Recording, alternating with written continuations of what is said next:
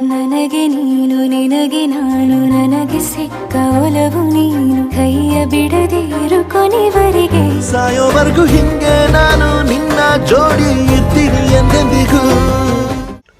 ಕಿರುತೆರೆಯ ಮುದ್ದಾದ ಜೋಡಿ ಅಂದ್ರೆ ಅದು ಚಂದು ನೇಹಾ ಅವರದ್ದು. ಈ ಇಬ್ಬರ ಪ್ರೇಮ್ ಕಹಾನಿನೇ ವಿಭಿನ್ನವಾಗಿದೆ. ಮಕ್ಕಳಿದ್ದಾಗ ಶುರುವಾದ ಮಧುರವಾದ ಆ ಸ್ನೇಹ ಪ್ರೀತಿಯಾಗಿ, ಆ ಪ್ರೀತಿ ವಿಶ್ವಾಸ ದಾಂಪತ್ಯಕ್ಕೆ ಮುನ್ನುಡಿ ಬರೀತು.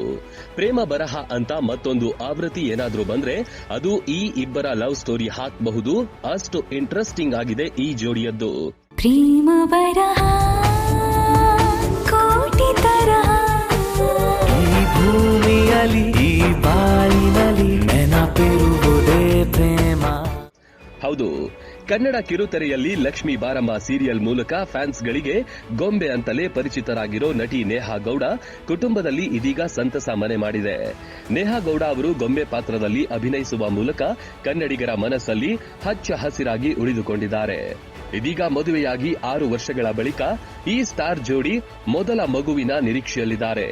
ಈ ಖುಷಿಯ ವಿಚಾರವನ್ನ ಸ್ಟಾರ್ ದಂಪತಿ ಅಭಿಮಾನಿಗಳೊಟ್ಟಿಗೆ ಶೇರ್ ಮಾಡಿಕೊಂಡಿದ್ದಾರೆ.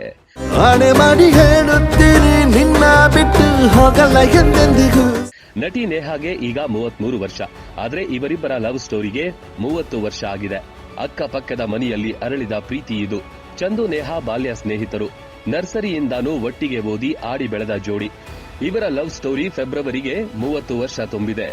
ನೇಹಾ ಕಲಾವಿದೆ ಆಗಿದ್ದರಿಂದ ಫಾರಿನ್ನಲ್ಲಿ ಲಕ್ಷ ಸಂಬಳ ಇದ್ದ ಕೆಲಸವನ್ನ ಬಿಟ್ಟು ಪ್ರೀತಿಯ ಪತ್ನಿಗಾಗಿ ಭಾರತದಲ್ಲೇ ಸೆಟ್ಲ್ ಆದ್ರು ಚಂದು ಗೌಡ.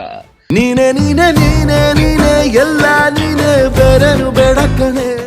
ಇನ್ನು ನೇಹಾ ಒತ್ತಾಯಕ್ಕೆ ರಾಜಾ ರಾಣಿ ಶೋ ಮಾಡಿದ್ರು.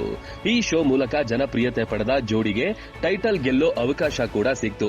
ಇಲ್ಲಿಂದ ಚಂದನ್ ಹೊಸ ಜರ್ನಿ ಶುರುವಾಯಿತು. ಸದ್ಯ ಅಂತರಪಟ ಧಾರಾವಾಹಿಯಲ್ಲಿ ಚಂದು ನಾಯಕ ನಟನಾಗಿ ಅಭಿನಯಿಸುತ್ತಿದ್ದಾರೆ.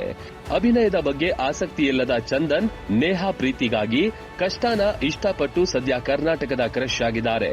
ಕೊನೆಗೂ ತಮ್ಮ ಇನ್ಸ್ಟಾಗ್ರಾಂ ಖಾತೆಯಲ್ಲಿ ವಿಡಿಯೋವನ್ನ ಶೇರ್ ಮಾಡಿಕೊಂಡು ಅಭಿಮಾನಿಗಳಿಗೆ ಸರ್ಪ್ರೈಸ್ ಕೊಟ್ಟಿದ್ದಾರೆ.